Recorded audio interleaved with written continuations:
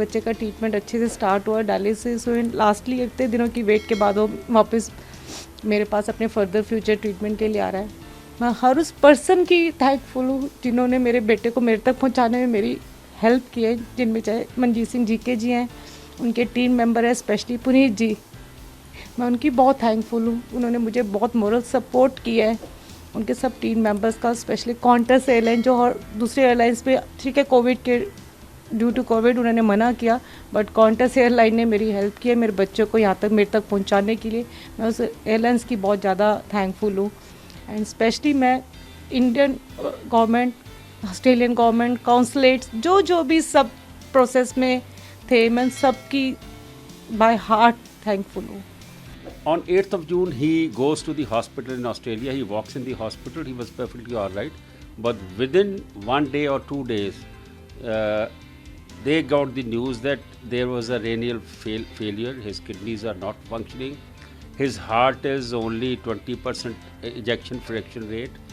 And he was in a critical mess, you can say, medically.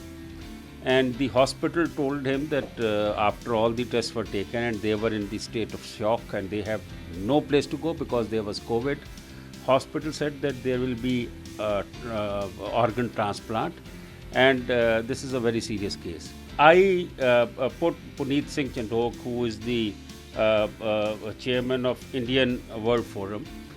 We approached PMO, Prime Minister House, we approached Jaishankar ji, and we said that immediately visa must be given to the lady who is in stress.